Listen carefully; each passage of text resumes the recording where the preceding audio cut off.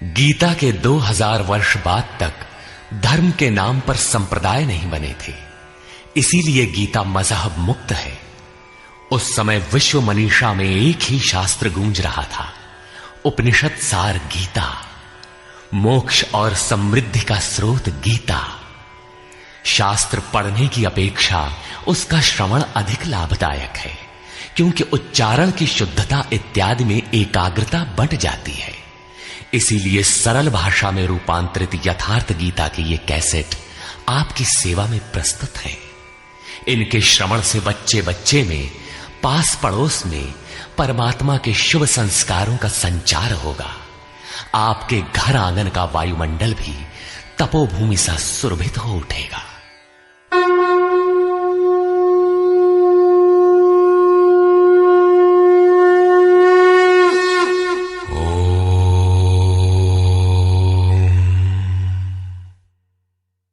श्री परमात्मने नमः। यथार्थ गीता, श्रीमद् भगवत गीता, अथाष्टमो अध्याय। 7वें अध्याय के अंत में योगेश्वर श्री कृष्ण ने कहा कि पुण्य कर्म अर्थात नियत कर्म आराधना को करने वाले योगी संपूर्ण पापों से छूटकर उस व्याप्त ब्रह्म को जानते हैं।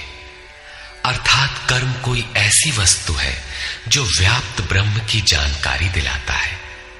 उस कर्म को करने वाले व्याप्त ब्रह्म को, संपूर्ण कर्म को, संपूर्ण अध्यात्म को, संपूर्ण अधिदैव, अधिभूत और अधियज्ञ सहित मुझको जानते हैं। अतः कर्म कोई ऐसी वस्तु है जो इन सब से परिचित कराती है। वे अंतकाल में भी मुझको ही जानते हैं। उनकी जानकारी कभी विस्मृत नहीं होती। इस पर अर्जुन ने इस अध्याय के प्रारंभ में ही उन्हीं शब्दों को दोहराते हुए प्रश्न रखा। अर्जुन उवाच।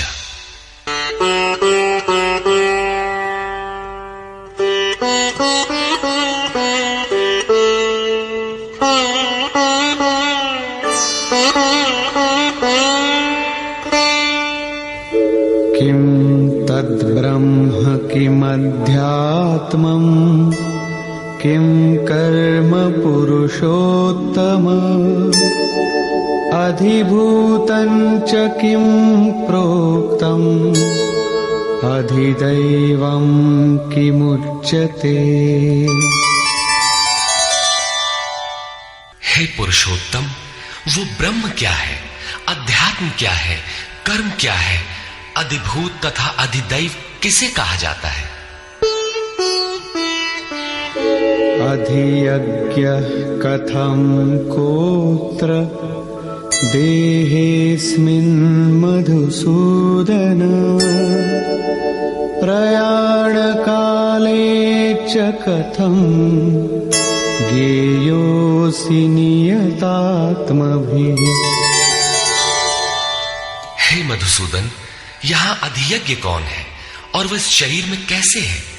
सिद्ध है कि अधियज्ञ अर्थात यज्ञ का अधिष्ठाता कोई ऐसा पुरुष है जो मनुष्य शरीर के आधार वाला है। समाहित चित्त वाले पुरुषों द्वारा अंत समय में आप किस प्रकार जानने में आते हैं? इन 7 प्रश्नों का क्रम से निर्णय देने के लिए योगेश्वर श्री कृष्ण बोले।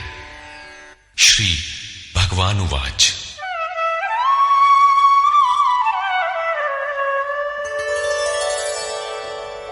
अक्षरं ब्रह्म परमं स्वभावोऽध्यात्ममुच्यते भूतभावोद्भवकरो विसर्गः कर्म संज्ञितः। अक्षरम ब्रह्म परमम, जो अक्षय है, जिसका क्षय नहीं होता, वही परम ब्रह्म है। स्वभावः अध्यात्मम उच्यते, स्वयं में स्थिर भाव ही अध्यात्म अर्थात आत्मा का आधिपत्य है। इससे पहले सभी माया के आधिपत्य में रहते हैं, किंतु जब स्वभाव अर्थात स्वरूप में स्थिर भाव अर्थात स्वयं में स्थिर भाव मिल जाता है तो आत्मा का ही आधिपत्य उसमें प्रवाहित हो जाता है। यही अध्यात्म है, अध्यात्म की पराकाष्ठा है। भूत भावोद्भव करा, भूतों के वे भाव जो कुछ न कुछ उद्भव करते हैं, अर्थात प्राणियों के वे संकल्प जो भले अथवा बुरे संस्कारों की संरचना करते हैं, उनका विसर्ग अर्थात विसर्जन, उनका मिट जाना ही कर्म की पराकाष्ठा है। यही संपूर्ण कर्म है जिसके लिए योगेश्वर ने कहा था, वो संपूर्ण कर्म को जानता है। वहां कर्म पूर्ण है, आगे आवश्यकता नहीं है। नियत कर्म, इस अवस्था में जबकि भूतों के वे भाव जो कुछ न कुछ रचते हैं, भले अथवा बुरे संस्कार संग्रह करते हैं, बनाते हैं, वे जब सर्वथा शांत हो जाएं, यही कर्म की संपूर्णता है। इसके आगे कर्म करने की आवश्यकता नहीं रह जाती। अतः कर्म कोई ऐसी वस्तु है जो भूतों के संपूर्ण संकल्पों को, जिनसे कुछ न कुछ संस्कार बनते हैं, उनका शमन कर देती है। कर्म का अर्थ है आराधना, चिंतन, जो यज्ञ में है। अधिभूतं क्षरो भावः पुरुषश्चाधिदैवतम् अधियज्ञोऽहमेवात्र देहे देहभृतां वर। जब तक अक्षय भाव नहीं मिलता तब तक नष्ट होने वाले संपूर्ण क्षर भाव अधिभूत अर्थात भूतों के अधिष्ठान है। वही भूतों की उत्पत्ति के कारण है। पुरुषः च अधिदैवतम, और प्रकृति से परे जो परम पुरुष है वही अधिदैव अर्थात संपूर्ण देवों, दैवी संपद का अधिष्ठाता है। दैवी संपद उसी परम देव में विलय हो जाती है। देहधारियों में श्रेष्ठ अर्जुन, इस मनुष्य तन में मैं ही अधियज्ञ अर्थात यज्ञों का अधिष्ठाता हूं। अतः इसी शरीर में अव्यक्त स्वरूप में स्थित महापुरुष ही अधियज्ञ है। योगेश्वर श्री कृष्ण एक योगी थे जो संपूर्ण यज्ञों का भोक्ता है। अंत में यज्ञ उसमें प्रवेश पा जाते हैं, वही परम स्वरूप मिल जाता है। इस प्रकार अर्जुन के 6 प्रश्नों का समाधान हुआ। अब अंतिम प्रश्न कि अंत काल में कैसे आप जानने में आते हैं जो कभी विस्मृत नहीं होते।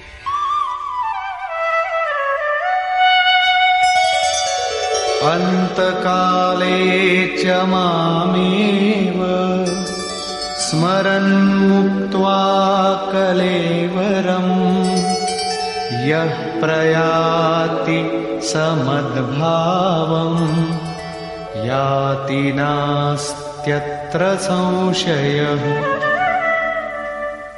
योगेश्वर श्री कृष्ण कहते हैं, जो पुरुष अंतकाल में अर्थात मन के निरोध और विलय काल में मेरा ही स्मरण करते हुए शरीर के संबंध को छोड़ अलग हो जाता है, वो मद्भावम साक्षात मेरे स्वरूप को प्राप्त होता है। इसमें संशय नहीं है। शरीर का निधन शुद्ध अंतकाल नहीं है।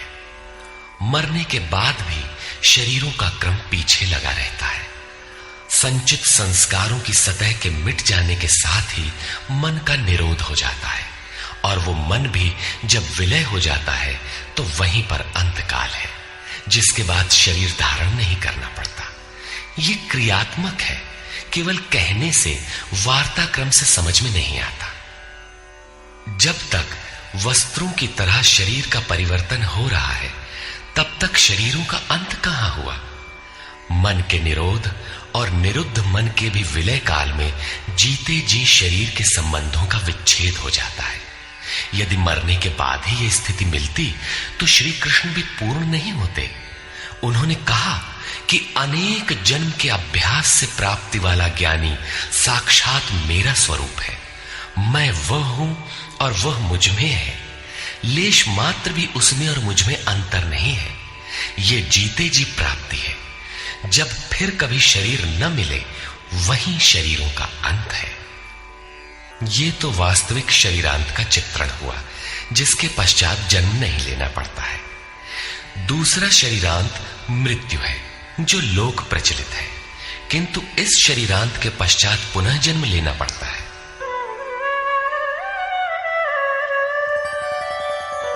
यं यं वापि स्मरन् भावं त्यजत्यन्ते कलेवरम् तं तमेवैति कौन्तेय सदा तद्भावभावितः।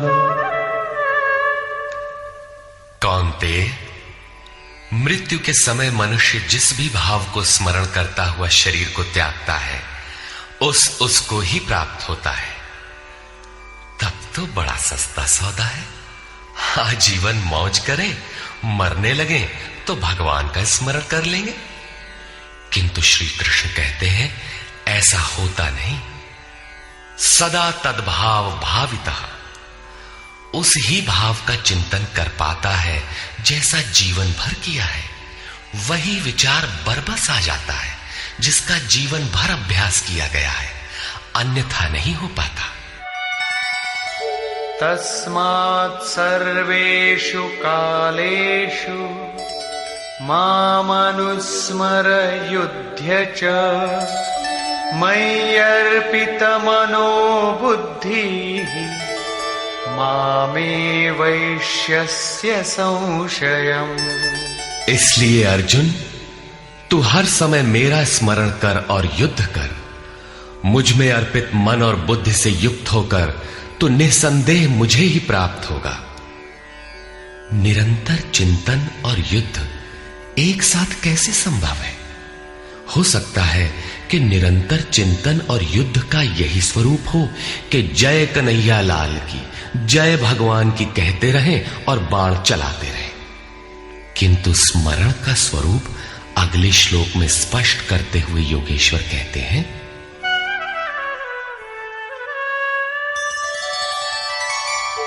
अभ्यासयोगयुक्तेन चेतसा नान्यगामिना परमं पुरुषं दिव्यं याति पार्थानुचिन्तयन्। हे पार्थ, उस स्मरण के लिए योग के अभ्यास से युक्त हुआ, अर्थात मेरा चिंतन और योग का अभ्यास पर्याय है। मेरे सिवाय दूसरी ओर न जाने वाले चित्त से निरंतर चिंतन करने वाला परम प्रकाश स्वरूप दिव्य पुरुष अर्थात परमात्मा को प्राप्त होता है। मान लीजिए कि ये पेंसिल भगवान है, तो इसके सिवाय अन्य किसी वस्तु का स्मरण नहीं आना चाहिए। इसके अगल बगल आपको पुस्तक दिखाई पड़ती है या अन्य कुछ भी, तो आपका स्मरण खंडित हो गया। स्मरण जब इतना सूक्ष्म है कि इष्ट के अतिरिक्त दूसरी वस्तु का स्मरण भी ना हो, मन में तरंगे भी ना आए, तो स्मरण और युद्ध दोनों एक साथ कैसे होंगे? वस्तुतः जब आप चित्त को सब ओर से समेटकर अपने एक आराध्य के स्मरण में प्रवृत्त होंगे, तो उस समय मायिक प्रवृत्तियां काम क्रोध राग द्वेष बाधा के रूप में सामने प्रकट ही है। आप स्मरण करेंगे किंतु वे आपके अंदर उद्वेग पैदा करेंगे। आपका मन स्मरण से चलायमान करना चाहेंगे। इन बाह्य प्रवृत्तियों का पार पाना ही युद्ध है। निरंतर चिंतन द्वारा ही इनका अंत किया जाता है। इसलिए निरंतर चिंतन के साथ ही युद्ध संभव है। गीता का एक भी श्लोक बाह्य मारकाट का समर्थन नहीं करता। चिंतन किसका करें, इस पर कहते हैं, कविं पुराणमनुशासितारम् अणोरणीयां समनुस्मरेत्यः सर्वस्य धातारमचिन्त्य रूपम् आदित्यवर्णं तमस परस्तात्। उस युद्ध के साथ वो पुरुष सर्वज्ञ, अनादि, सबके नियंता, सूक्ष्म से भी अति सूक्ष्म, सबके धारण पोषण करने वाले किंतु अचिंत्य, अर्थात जब तक चित्त और चित्त की लहर है तब तक वो दिखाई नहीं देता। चित्त के निरोध और विलय काल में ही जो विदित होता है, नित्य प्रकाश स्वरूप और अविद्या से परे उस परमात्मा का स्मरण करता है। पीछे बताया मेरा चिंतन करता है, यहां कहते हैं परमात्मा का। अतः उस परमात्मा के चिंतन अर्थात ध्यान का माध्यम तत्व स्थित महापुरुष है।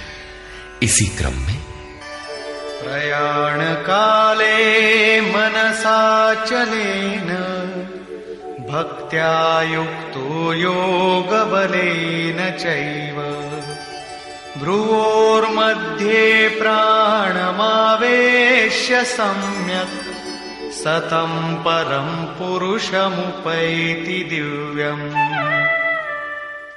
जो निरंतर उस परमात्मा का स्मरण करता है वो भक्ति युक्त पुरुष प्रयाण काले, मन के विलीन अवस्था काल में योग बल से अर्थात उसी नियत कर्म के आचरण द्वारा भ्रिकुटी के मध्य में प्राण को भली प्रकार स्थापित करके अर्थात प्राण अपान को भली प्रकार सम करके न अंदर से उद्वेग पैदा हो न बाह्य संकल्प कोई लेने वाला हो, सत रज तम भली प्रकार शांत हो, सुरत इष्ट में ही स्थित हो, उस काल में वो अचल मन अर्थात स्थिर बुद्धि वाला पुरुष उस दिव्य पुरुष परमात्मा को प्राप्त होता है। सतत स्मरणीय है कि उसी एक परमात्मा की प्राप्ति का विधान योग है। उसके लिए नियत क्रिया का आचरण ही योग क्रिया है, जिसका सविस्तार वर्णन योगेश्वर ने 4वें व 6वें अध्याय में किया है। अभी उन्होंने कहा निरंतर मेरा ही स्मरण कर। कैसे करें? तो इसी योग धारणा में स्थिर रहते हुए करना है। ऐसा करने वाला दिव्य पुरुष को ही प्राप्त होता है, जो कभी विस्मृत नहीं होता। यहां इस प्रश्न का समाधान हुआ कि आप प्रयाण काल में किस प्रकार जानने में आते हैं। पाने योग्य पद का चित्रण देखें जो गीता में स्थान स्थान पर आया है। यदक्षरं वेदविदो वदन्ति विशन्ति यद्यतयो वीतरागाः यदिच्छन्तो ब्रह्मचर्यं चरन्ति तत्ते पदं संग्रहेण प्रवक्ष्ये। वेदविद अर्थात अविदित तत्व को प्रत्यक्ष जानने वाले लोग जिस परम पद को अक्षरम अक्षय कहते हैं, वीतराग महात्मा जिसमें प्रवेश के लिए यत्नशील रहते हैं, जिस परम पद को चाहने वाले ब्रह्मचर्य का पालन करते हैं। ब्रह्मचर्य का अर्थ जननेन्द्रिय मात्र का निरोध नहीं, बल्कि ब्रह्म आचरति स ब्रह्मचारी, बाह्य स्पर्शों को मन से त्याग कर ब्रह्म का निरंतर चिंतन स्मरण ही ब्रह्मचर्य है। जो ब्रह्म का दर्शन करा उसी में स्थान दिला शांत हो जाता है। इस आचरण से इंद्रिय संयम ही नहीं बल्कि सकलेंद्रिय संयम स्वतः हो जाता है। इस प्रकार जो ब्रह्मचर्य का आचरण करते हैं, जो हृदय में संग्रह करने योग्य है, धारण करने योग्य है, उस पद को मैं तेरे लिए कहूंगा। वो पद है क्या? कैसे पाया जाता है? इस पर योगेश्वर श्री कृष्ण कहते हैं, सर्वद्वाराणि संयम्य मनोहृदि निरुध्य च मूर्ध्याधायात्मनः प्राणम् आस्थितो योगधारणा। सब इंद्रियों के दरवाजों को रोककर अर्थात वासनाओं से अलग रहकर मन को हृदय में स्थित करके ध्यान हृदय में ही धरा जाता है, बाहर नहीं। पूजा बाहर नहीं होती। और प्राण अर्थात अंतःकरण के व्यापार को मस्तिष्क में निरोध कर योग धारणा में स्थित होकर योग को धारण किए रहना है, दूसरा तरीका नहीं है। इस प्रकार स्थित होकर ओमित्येकाक्षरं ब्रह्म व्याहरन् मामनुस्मरन् यः प्रयाति त्यजन् देहं स याति परमां गतिम्। जो पुरुष ओम इति ओम इतना ही जो अक्षय ब्रह्म का परिचायक है, उसका जाप तथा मेरा स्मरण करता हुआ शरीर का त्याग कर जाता है, वो पुरुष परम गति को प्राप्त होता है। श्री कृष्ण एक योगेश्वर परम तत्व में स्थित महापुरुष सद्गुरु थे। योगेश्वर श्री कृष्ण ने बताया कि ओम अक्षय ब्रह्म का परिचायक है, तू उसका जप कर और ध्यान मेरा कर। प्राप्ति के हर महापुरुष का नाम वही होता है जिसे वो प्राप्त है, इसलिए नाम ओम का बताया और रूप अपना। योगेश्वर ने कृष्ण कृष्ण जपने का निर्देश नहीं दिया।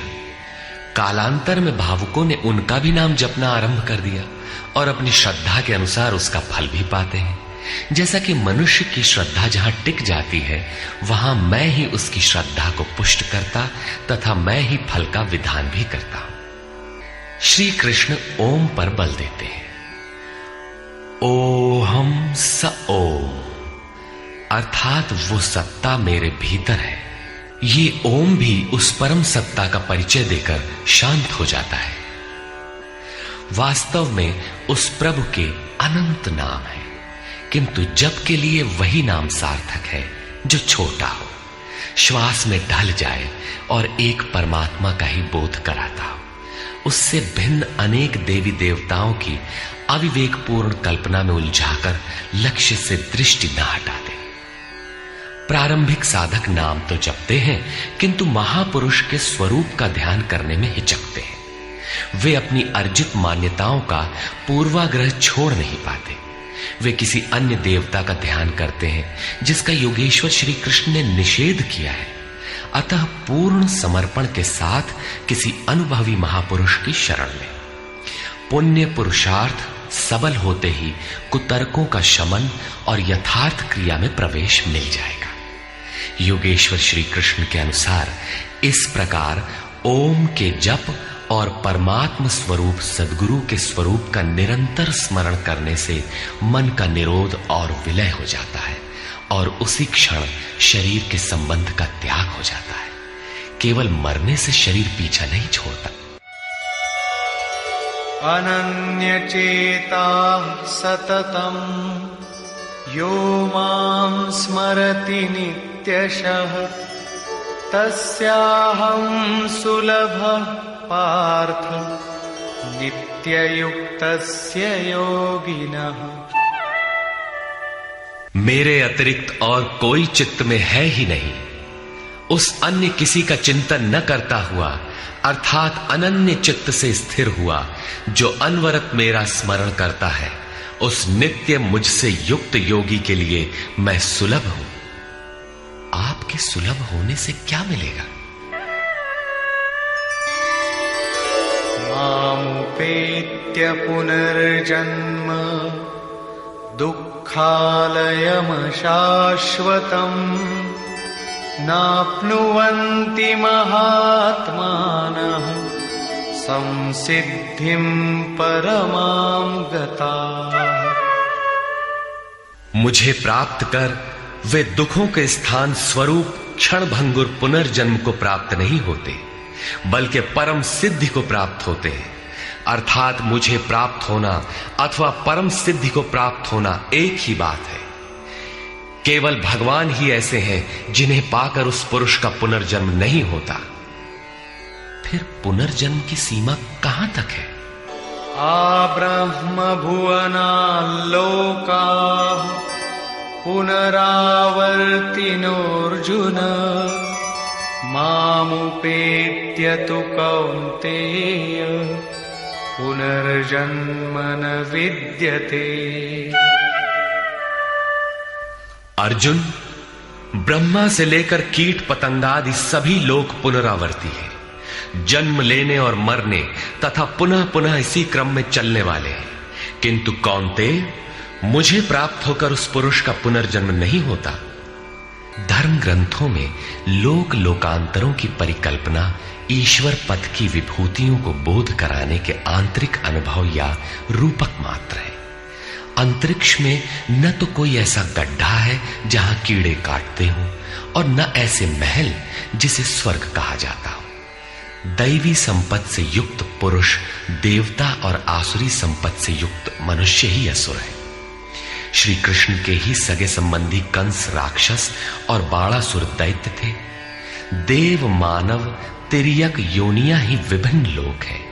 श्री कृष्ण के ही अनुसार ये जीवात्मा मन सहित पांचों इंद्रियों को लेकर जन्म जन्मांतर के संस्कारों के अनुरूप नया शरीर धारण कर लेता है। अमर कहे जाने वाले देवता भी मरण धर्मा है। क्षीणे पुण्ये मर्त्य लोकम विशन्ति। इससे बड़ी क्षति क्या होगी? वो देवतन ही किस काम का जिसमें संचित पुण्य भी समाप्त हो जाए। देवलोक, पशुलोक, कीट पतंगादि लोक भोगलोक मात्र है। केवल मनुष्य ही कर्मों का रचयिता है, जिसके द्वारा वो उस परम धाम तक को प्राप्त कर सकता है जहां से पुनरावर्तन नहीं होता। यथार्थ कर्म का आचरण करके मनुष्य देवता बन जाए, ब्रह्मा की स्थिति प्राप्त कर ले, किंतु वो पुनर्जन्म से तब तक नहीं बच सकता जब तक कि मन के निरोध और विलय के साथ परमात्मा का साक्षात्कार करके उसी परम भाव में स्थित न हो जाए। उसका पुनर्जन्म नहीं होना है, किंतु इस अव्यक्त स्थिति से पूर्व जब तक उसके पास अपनी बुद्धि है, जब तक वो ब्रह्मा है, वो पुनर्जन्म की परिधि में ही है।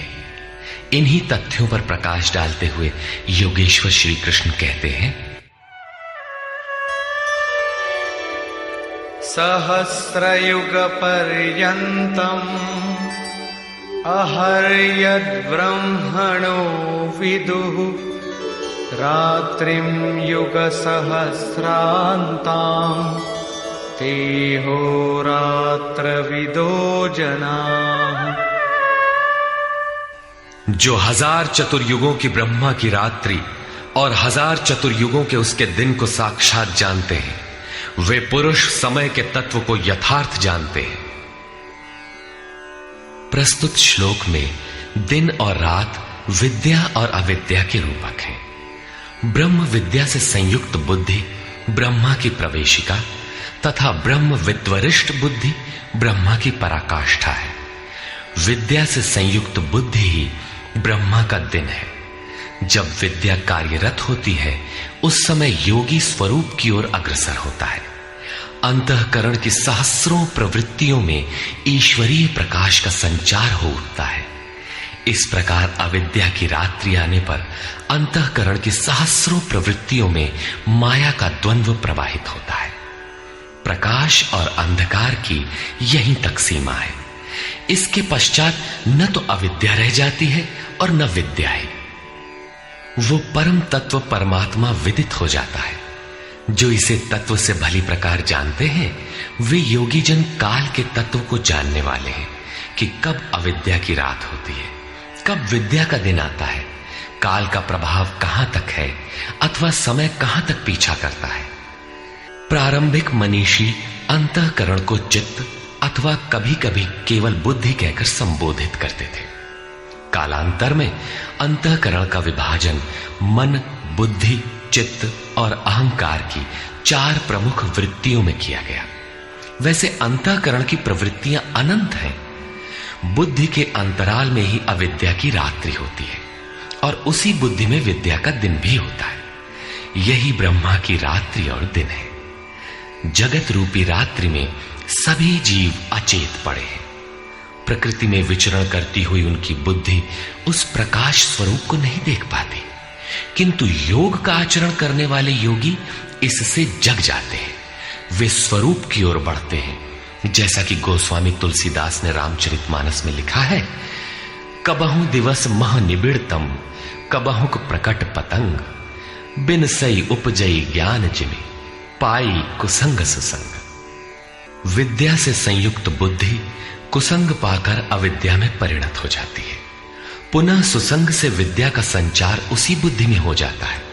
ये उतार चढ़ाव पूर्ति पर्यंत लगा रहता है। पूर्ति के पश्चात न बुद्धि है न ब्रह्मा, न रात रहती है न दिन। यही ब्रह्मा के दिन रात का रूपक है। न हजारों साल की लंबी रात होती है, न हजारों चतुर्युग का दिन ही होता है, और न कहीं कोई चार मुंह वाला ब्रह्मा ही है। बुद्धि की उपर्युक्त चार क्रमिक अवस्थाएं ही ब्रह्मा के चार मुख और अंतःकरण की चार प्रमुख प्रवृत्तियां ही उनके चतुर्युग हैं। रात और दिन इन्हीं प्रवृत्तियों में होते हैं। जो पुरुष इसके भेद को तत्व से जानते हैं, वे योगी जन काल के भेद को जानते हैं कि काल कहां तक पीछा करता है और कौन पुरुष काल से भी अतीत हो जाता है। रात्रि और दिन, अविद्या और विद्या में होने वाले कार्य को योगेश्वर श्री कृष्ण स्पष्ट करते हैं।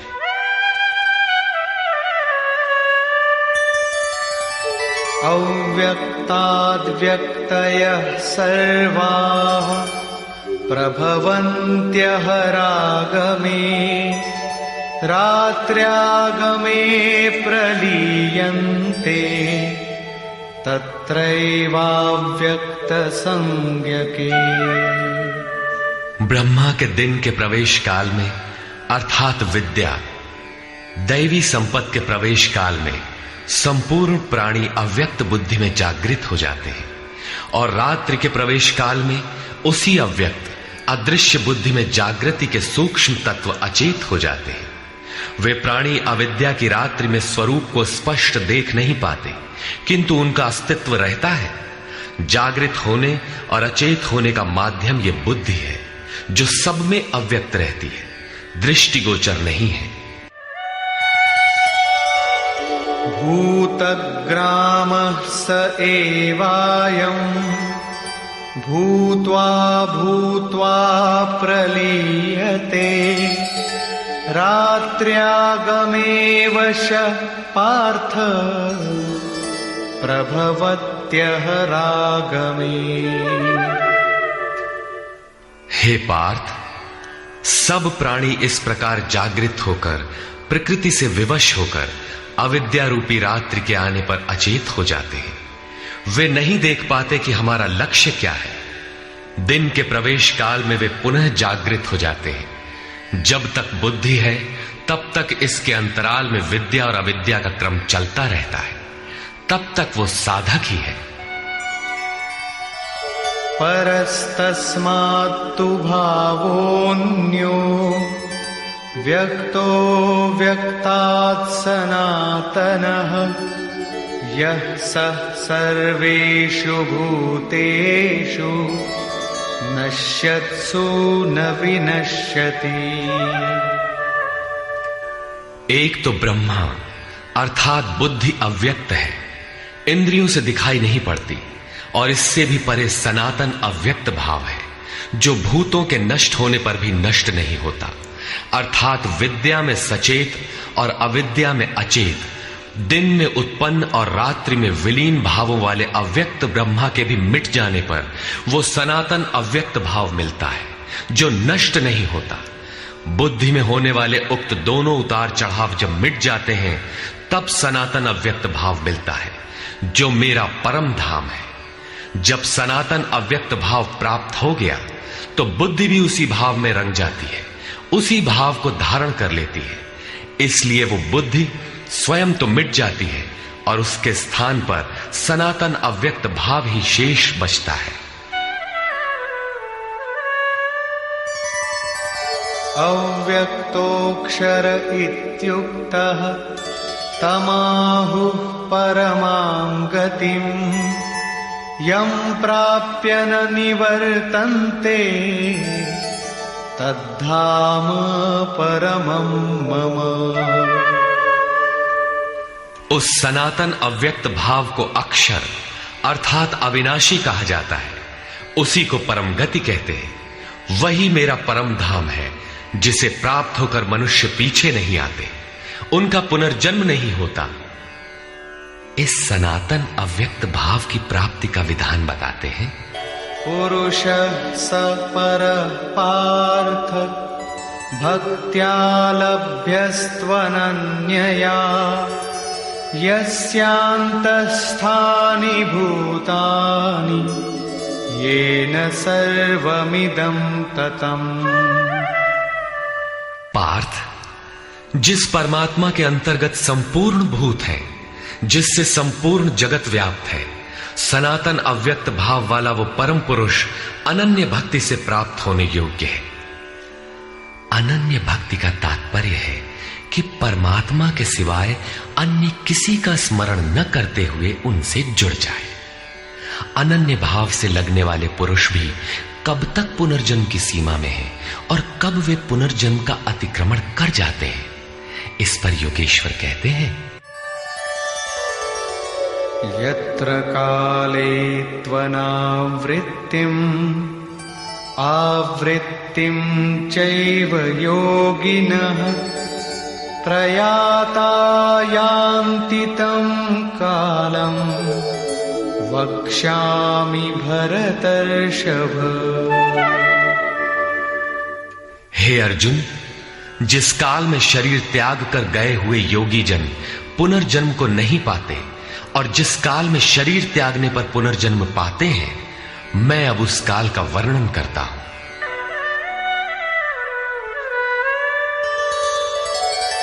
अग्निर्ज्योतिरः शुक्लः षण्मासा उत्तरायणम् तत्र प्रयाता गच्छन्ति ब्रह्म ब्रह्मविदो जनाः। शरीर संबंध का त्याग करते समय जिसके समक्ष ज्योतिर्मय अग्नि जल रहा हो, दिन का प्रकाश फैला हो, सूर्य चमक रहा हो, शुक्ल पक्ष का चंद्र बढ़ रहा हो, उत्तरायण का निरभ्र और सुंदर आकाश हो, उस काल में प्रयाण करने वाले ब्रह्मवेत्ता योगी जन ब्रह्म को प्राप्त होते हैं। अग्नि ब्रह्म तेज का प्रतीक है, दिन विद्या का प्रकाश है, शुक्ल पक्ष निर्मलता का द्योतक है, विवेक, वैराग्य, शम, दम, तेज और प्रज्ञा ये षडैश्वर्य ही षण्मास है। ऊर्ध्व रेता स्थिति ही उत्तरायण है।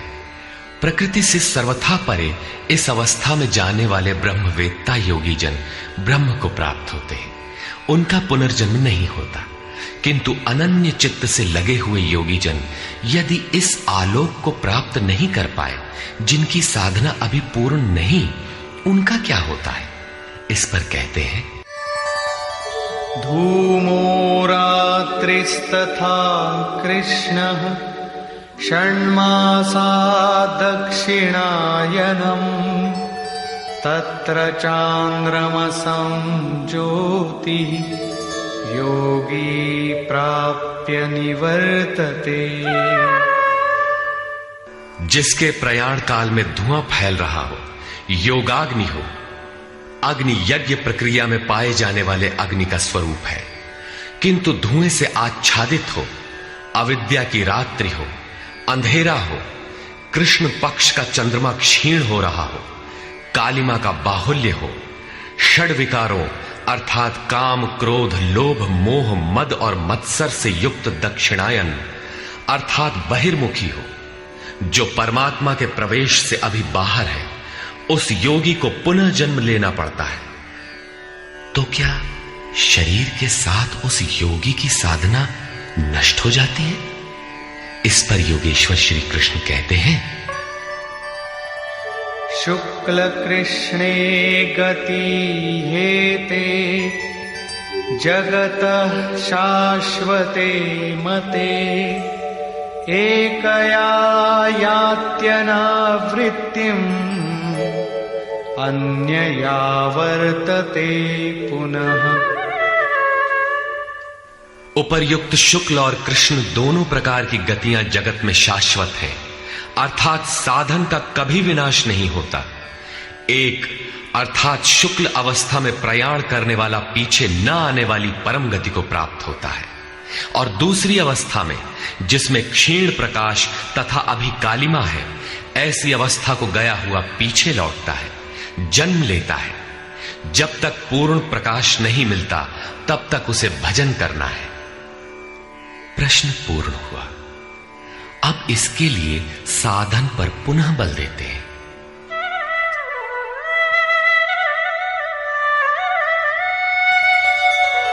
नैते श्रुति पार्थ जानन् योगी मुह्यति कश्चन तस्मात् सर्वेषु कालेषु योगयुक्तो भवार्जुन। हे पार्थ, इस प्रकार इन मार्गों को जानकर कोई भी योगी मोहित नहीं होता। वो जानता है कि पूर्ण प्रकाश पा लेने पर ब्रह्म को प्राप्त होगा और क्षीण प्रकाश रहने पर भी पुनर्जन्म में साधन का नाश नहीं होता। दोनों गतियां शाश्वत हैं। अतः अर्जुन, तो सब काल में योग से युक्त हो, अर्थात निरंतर साधन कर। वेदेषु यज्ञेषु तपस्सु चैव दानेषु यत् पुण्यफलं प्रदिष्टम् अत्येति तत्सर्वमिदं विदित्वा योगी परं स्थानमुपैति चाद्यम्। इसको साक्षात्कार सहित जानकर, मानकर नहीं, योगी वेद, यज्ञ, तप और दान के पुण्य फलों का निसंदेह अतिक्रमण कर जाता है और सनातन परम पद को प्राप्त होता है। अविदित परमात्मा की साक्षात जानकारी का नाम वेद है। वो अविदित तत्व जब विदित हो ही गया तो अब कौन किसे जाने। अतः विदित होने के पश्चात वेदों से भी प्रयोजन समाप्त हो जाता है, क्योंकि जानने वाला भिन्न नहीं है। यज्ञ अर्थात आराधना की नियत क्रिया आवश्यक थी, किंतु जब वो तत्व विदित हो गया तो किसके लिए भजन करें। मन सहित इंद्रियों को लक्ष्य के अनुरूप तपाना तप है। लक्ष्य प्राप्त होने पर किसके लिए तप करें। मन, वचन और कर्म से सर्वतोभावेन समर्पण का नाम दान है। इन सब का पुण्य फल है परमात्मा की प्राप्ति। फल भी अब विलग नहीं है, अतः इन सब की अब आवश्यकता न रही। वो योगी यज्ञ, तप, दान इत्यादि के फल को भी पार कर जाता है। वो परम पद को प्राप्त होता है। निष्कर्ष, इस अध्याय में 5 प्रमुख बिंदुओं पर विचार किया गया, जिनमें सर्वप्रथम अध्याय 7 के अंत में योगेश्वर श्री कृष्ण द्वारा बीजारोपित प्रश्नों को स्पष्ट समझाने की जिज्ञासा से इस अध्याय के आरंभ में अर्जुन ने 7 प्रश्न किए कि भगवान, जिसे आपने कहा वह ब्रह्म क्या है, वह अध्यात्म क्या है, वह संपूर्ण कर्म क्या है, अधिदैव, अधिभूत और अधियज्ञ क्या है, और अंतकाल में आप किस प्रकार जानने में आते हैं कि कभी विस्मृत नहीं होते। योगेश्वर श्री कृष्ण ने बताया कि जिसका विनाश नहीं होता वही पर ब्रह्म है। स्वयं की उपलब्धि वाला परम भाव ही अध्यात्म है, जिससे जीव माया के आधिपत्य से निकलकर आत्मा के आधिपत्य में हो जाता है, वही अध्यात्म है। और भूतों के वे भाव जो शुभ अथवा अशुभ संस्कारों को उत्पन्न करते हैं, उन भावों का रुक जाना, विसर्ग, मिट जाना ही कर्म की संपूर्णता है। इसके आगे कर्म करने की आवश्यकता नहीं रह जाती। अतः कर्म कोई ऐसी वस्तु है जो संस्कारों के उद्गम को ही मिटा देता है। इसी प्रकार क्षर भाव अधिभूत हैं, अर्थात नष्ट होने वाले ही भूतों को उत्पन्न करने में माध्यम है। वे ही भूतों के अधिष्ठाता हैं। परम पुरुष ही अधिदैव है, उसमें दैवी संपद विलीन होती है। इस शरीर में अधियज्ञ मैं ही हूं, अर्थात जिसमें यज्ञ विलय होते हैं वह मैं हूं। यज्ञ का अधिष्ठाता हूं, वह मेरे स्वरूप को ही प्राप्त होता है, अर्थात श्री कृष्ण एक योगी थे। अधियज्ञ कोई ऐसा पुरुष है जो इस शरीर में रहता है, बाहर नहीं। अंतिम प्रश्न कि अंत समय में आप किस प्रकार जानने में आते हैं। उन्होंने बताया कि जो मेरा निरंतर स्मरण करते हैं, मेरे सिवाय किसी दूसरे विषय वस्तु का चिंतन नहीं आने देते और ऐसा करते हुए शरीर का संबंध त्याग देते हैं, वे मेरे साक्षात स्वरूप को प्राप्त होते हैं, जिसे अंत में ही वही प्राप्त रहता है। शरीर की मृत्यु के साथ यह उपलब्धि होती हो ऐसी बात नहीं है। मरने पर ही मिलता तो श्री कृष्ण पूर्ण न होते। अनेक जन्मों में चलकर पाने वाला ज्ञानी उनका स्वरूप न होता। मन का सर्वथा निरोध और निरुद्ध मन का भी विलय ही अंतकाल है, जहां फिर शरीरों की उत्पत्ति का माध्यम शांत हो जाता है। उस समय वह परम भाव में प्रवेश पा जाता है, उसका पुनर्जन्म नहीं होता। इस प्राप्ति के लिए उन्होंने स्मरण का विधान बताया। अर्जुन, निरंतर मेरा स्मरण कर और युद्ध कर, दोनों एक साथ कैसे होंगे? कदाचित ऐसा हो कि जय गोपाल हे कृष्ण कहते रहें, लाठी भी चलाते रहें। स्मरण का स्वरूप स्पष्ट किया कि योग धारणा में स्थिर रहते हुए मेरे सिवाय अन्य किसी भी वस्तु का स्मरण न करते हुए निरंतर स्मरण कर। जब स्मरण इतना सूक्ष्म है तो युद्ध कौन करेगा? मान लीजिए यह पुस्तक भगवान है, तो इसके अगल बगल की वस्तु, सामने बैठे हुए लोग या अन्य देखी सुनी कोई वस्तु संकल्प में भी न आए, दिखाई न पड़े। यदि दिखाई पड़ती है तो स्मरण नहीं है। ऐसे स्मरण में युद्ध कैसा? वस्तुतः जब आप इस प्रकार निरंतर स्मरण में प्रवृत्त होंगे तो उसी क्षण युद्ध का सही स्वरूप खड़ा होता है। उस समय मायिक प्रवृत्तियां बाधा के रूप में प्रत्यक्ष ही है। काम, क्रोध, राग, द्वेष दुर्जय शत्रु हैं। ये शत्रु स्मरण करने नहीं देंगे। इनसे पार पाना ही युद्ध है। इन शत्रुओं के मिट जाने पर ही व्यक्ति परम गति को प्राप्त होता है। इस परम गति को पाने के लिए अर्जुन, तू जप तो ओम का और ध्यान मेरा कर, अर्थात श्री कृष्ण एक योगी थे। नाम और रूप आराधना की कुंजी है। योगेश्वर श्री कृष्ण ने इस प्रश्न को भी लिया कि पुनर्जन्म क्या है, उसमें कौन कौन आते हैं।